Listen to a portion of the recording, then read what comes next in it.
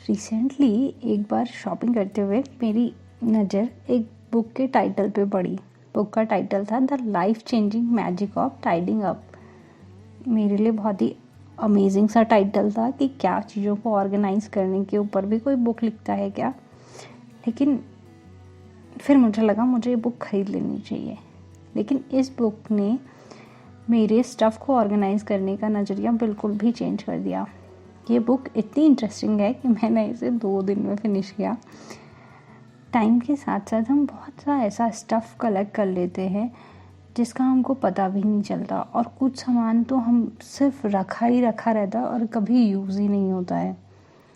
तो इस बुक के पीछे जो की पॉइंट है वो है clear space equals to clear mind. ये बुक आपके एनवायरनमेंट और लाइफ को चेंज कर सकती है अगर आप डीक्लटर करते हैं चीज़ों को तो। और आप ये सिंपली अपनी लाइफ को रीसेट करने जैसा है। इसमें जो सबसे पहला की पॉइंट है वो है स्टार्ट बाय डिस्कार्डिंग। बट जब हम क्लटर फ्री करने की बात करते हैं तो हम सब एक साथ करते हैं, जबकि इसको एक साथ ना करके कैटेगरी वाइज कीजिए। अगर बुक्स को कर रहे हैं तो फिर सारी बुक्स को कलेक्ट करके उनको अलग अलग कैटेगरी में, उनको भी फर्दर सब कैटेगरी में डिवाइड करके फिर उनको ऑर्गेनाइज कीजिए। सारी पेपर्स को एक साथ ऑर्गेनाइज कीजिए, क्लोथ्स को एक साथ, ना कि सब चीज़ें एक साथ। मरी कोंडो के हिसाब से क्लोथ्स, फिर बुक्स, फिर पेपर, मैगजीन्स, और फिर सबसे लास्ट में जो हमारी मेमोरीज या मोमेंटोज होती हैं, यानी जिनके साथ हम इमोशनली अटैच होते हैं। इसका जो नेक्स्ट स्टेप है, पहले आपने कैटेगरी वाइज डिस्कार्ड कर दिया चीज़ों को और फिर उसके बाद आप उनको ऑर्गेनाइज कर रहे हैं। तो ऑर्गेनाइज करने के लिए भी आपको सबसे पहले हर सामान के लिए एक फ़िक्स स्पेस डेजिग्नेट कर दीजिए। ये कहना बहुत आसान है लेकिन होता नहीं है। हम मोस्टली अगर ऑफिस से आते हैं तो सारा सामान टेबल पे रख देते हैं और सुबह उसी टेबल से उठाते हैं।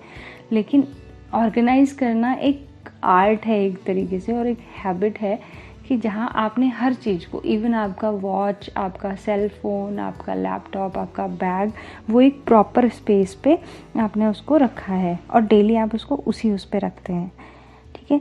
तो और दूसरा मारी कोंडो जो कहती है, वो कहती है सामान को एक के ऊपर एक रखने की बजाय उनको वर्टिकली स्टोर कीजिए, क्योंकि जैसे वो हमको जितनी विजिबली दिखेंगी हम उनको इजीली निकाल पाएंगे। अगर हम एक के ऊपर एक सामान रखते हैं तो अगर आपको लास्ट वाला सामान रखना है तो बाकी सब आपका एक तरीके से बिखर जाएगा। तो अगर मैं एक लाइन में इस बुक की समरी कहूँ तो इस बुक का जो की कॉन्सेप्ट है वो है tidying from discarding to organising. Means पहले हम चीज़ों को डिस्कार्ड कर रहे हैं, फिर उसके बाद उनको ऑर्गेनाइज कर रहे हैं। ये बुक इसलिए भी ज़्यादा इंटरेस्टिंग है क्योंकि टाइडिंग आपके सिर्फ फिजिकल स्पेस को ही ऑर्गेनाइज नहीं करती बल्कि हमारे मेंटल स्पेस को भी फ्री करती है।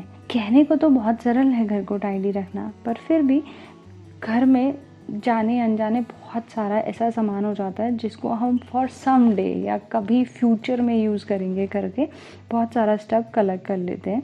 लेकिन अगर आप भी रेगुलरली अपना एक टाइडी स्ट्रक्चर फॉलो करेंगे और एक प्रैक्टिस के साथ ही फॉलो करेंगे कि जो चीज़ इम्पॉर्टेंट है वही आपको रखनी है, जो नहीं है उसको डिस्कार्ड कर दीजिए या किसी को दे दीजिए। हो सकता है जो बुक आपके काम की ना हो वो किसी के लिए लाइफ चेंजिंग हो सकती है, जो आपने पढ़ी ना हो वो किसी की हेल्प कर सकती है, तो उसको दे दीजिए। और एक इम्पॉर्टेंट लेसन है जो मैंने मरी कोंडो से सीखा है, वो ये है कि अगर आप सच में कुछ करना चाहते हैं ना तो आपको बहुत कुछ बड़ा करने की ज़रूरत नहीं है। आपके लिए आपकी हर एक हॉबी आपका प्रोफेशन बन सकती है। कभी कोई काम छोटा या बड़ा नहीं होता, बस जो मन करता है आपका, जो भी काम आप करते हैं उस काम को बहुत खूबसूरती से और फ्लॉलेसली कीजिए, तो आप लाइफ के किसी भी कॉन्सेप्ट में सक्सेसफुल या किसी भी डायमेंशन में सक्सेस पा सकते हैं।